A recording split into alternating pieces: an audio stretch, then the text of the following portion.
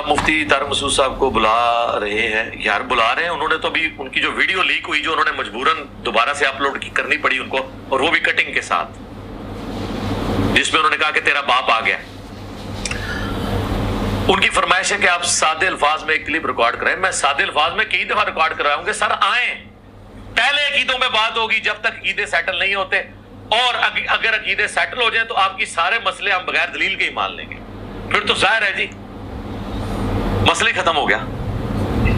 جب کسی کے عقیدوں کو درست مان لیا، اس کے فقہی مسئلے تو پھر چھوٹے رہ گئے. جب عقیدہ اس کا صحیح نکل آیا، باقی چیزیں تو چھوٹی رہ گئی. اب اہل تشیع میرے پاس آئے اور مجھے کہیں جی آپ ماتم پہ ہم سے کریں. میں کہوں گا یار ماتم میرا اختلاف نہیں ہے آپ کے ساتھ اتنے بڑے لیول کا. میرا آپ سے بڑے لیول کے اوپر جو اختلاف ہے عقیدہ امامت کے اوپر ہے، کہ آپ رسول اللہ کی وفات کے بعد بھی کسی شخص کے بارے میں یہ کلیم کریں کہ اللہ اور بندے کا تعلق رہتا ہے. جب تک یہ مسئلہ سیٹل نہیں ہوتا تو میں تو اس کو کفر اسلام کا مسئلہ سمجھ رہا ہوں نا اپنے لیے. تو یہ بہت بڑا عقیدہ ہے. جب تک میرا آپ کا یہ مسئلہ حل نہیں ہوتا میں آپ سے آگے کسی اور مسئلے میں بات کر ہی نہیں سکتا. بسم اللہ الرحمن الرحیم. السلام علیکم.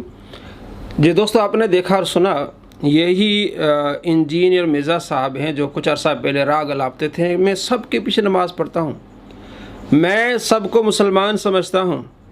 اب کہہ رہے ہیں کہ کفر اسلام کا مسئلہ ہے، جو شیعوں کا عقیدہ امامت کا اور ہمارا عقیدہ کفر اسلام کا مسئلہ ہے. جب کفر اسلام کا اتنا مسئلہ ہے کہ یعنی یا تو وہ مسلمان ہیں یا تو وہ کافر ہیں، آپ ان کے پیچھے نمازیں پڑھتے رہیں، آپ یہ فتویٰ دیتے رہیں کہ جناب میں سب کو مسلمان سمجھتا ہوں.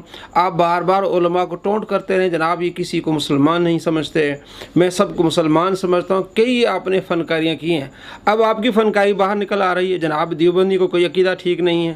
جب ان کا عقیدہ صحیح ہوگا تو ان کے فقہی مسئلے سارے جو حل ہو جائیں گے. تو معلوم ہوا کہ کسی کو مسلمان نہیں سمجھتا. یہ صرف اس کی فنکاری تھی، اس کی ڈرامے بازی تھی. اور اہل سنت بریلویوں کے بارے میں کس طرح کا یہ جھوٹ بولتا ہے، الامان والحفیظ. باقی مسئلے تو بعد میں، اچھا بہت چھوٹے ہیں باقی. اسی طریقے سے بریلوی آتے ہیں تو ہم اس کے ساتھ بنیادی عقیدے کے اوپر بات کریں گے، چشتی رسول اللہ پہ. یعنی کہ بنیادی عقیدہ بریلویوں کو کا جو ہے وہ بنیادی عقیدہ کیا ہے؟ چشتی رسول اللہ. نعوذ باللہ من ذالک. کون سی کتاب ہے اہل سنت بریلوی کی جس میں یہ عقیدہ موجود ہے؟ سراسر جھوٹ. اس لیے میں کہتا ہوں اس صدی کا سب سے بڑا جھوٹا ہے. اور آگے جناب یہ کہے گا مفتی منیب الرحمان صاحب آ جائیں مناظرے کے لیے. اگر مفتی منیب الرحمان صاحب آپ کے پاس آ جاتے ہیں تو آپ کے پاس رہتا کیا ہے؟ کیونکہ آپ کسی ثابت نہیں کر سکتے. آپ تو سراسر جھوٹے نکلیں گے، لیکن ڈرامے بازی ختم نہیں ہوتی اس کی. تھانوی رسول اللہ پہ. اچھا، یہ مسئلے نہیں حل ہوتے، باقی خام خام بحثوں کو الجھانا. اچھا بعض لوگ میدان میں اور بھی اترے ہیں کہ ساڑی بھی کو ٹکٹ لا دو. دیکھیں واہ جی واہ. سر ٹکٹ اس کی لگے گی جس کی ویورشپ زیادہ ہوگی، جس کی عوام میں سے ہوگی. باقی فرقوں کا بھی بڑا آنا چاہیے. مفتی منیب صاحب آئیں، میں تیار ہوں. آپ کو چاہیے کہ آپ ایک کلپ ریکارڈ کروائیں، جس طرح آپ نے کہا ہے نا کہ جناب مفتی طارق مسعود تشریف لائیں. مرزا صاحب اگر آپ سچے ہیں تو آپ کو بھی چاہیے کہ آپ ایک کلپ بنائیں کہ مفتی منیب الرحمان صاحب تشریف لائیں، کہ آپ کا جو عقیدہ ہے چشتی رسول اللہ اس پر بات کرنے کے لیے مفتی منیب الرحمان صاحب تشریف لائیں. اگر مفتی صاحب سچے ہیں تو میں ہر چیز چھوڑ دوں گا. یعنی مفتی صاحب کو آپ یہ چیلنج دیں کہ جناب آپ کا یہ عقیدہ ہے. اگر مفتی صاحب یہ ثابت کر دیں کہ ہمارا عقیدہ نہیں ہے، آپ کے بقول بریلوی جو ہے 1896 کے بعد پیدا ہوئے ہیں، اس سے پہلے کوئی بریلوی نہیں تھا دنیا میں، اور اس سے پہلے جو مسلمان تھے آپ کہتے ہیں کہ وہ ہم جیسے تھے. تو یہ جو عقیدہ چشتی رسول اللہ کا یا جس کتاب میں موجود ہے وہ 600 سال پہلے کا واقعہ ہے. اہل سنت اس کا رد کرتے ہیں اور جو دوسرے اس کی تعویل کرتے ہیں.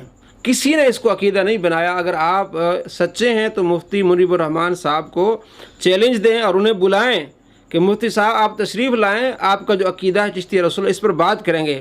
مرزا آپ کی قبر چوراہے پر بن جائے گی. آپ کے پاس کوئی دلیل نہیں ہے، آپ زندہ مر جائیں گے. اگر آپ واقعی بھی سچے ہیں اور آپ نے ماں کا دودھ پیا ہے تو آپ ایک کلپ بنائیں تاکہ ہم مفتی صاحب کے پاس لے جائیں کہ مفتی صاحب یہ بندہ آپ کو بلا رہا ہے. چونکہ پچھلے مہینے ہماری گفتگو ہوئی مفتی صاحب سے मीटिंग थी जब फैसलाबाद आए थे, तो वहाँ जो PhDs और स्कॉलर्स हज़रात थे उनको बुलाया गया, चंद लोग थे।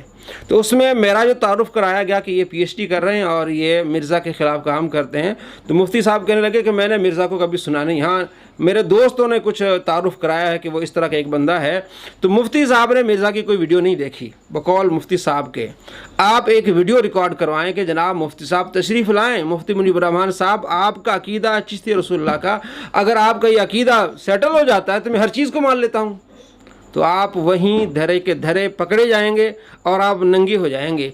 और किस तरह चैलेंज दे रहा है जनाब इमाम काबा को, वो उन लोगों को चैलेंज दे रहा है जिन्होंने कभी मुनाजरा नहीं किया।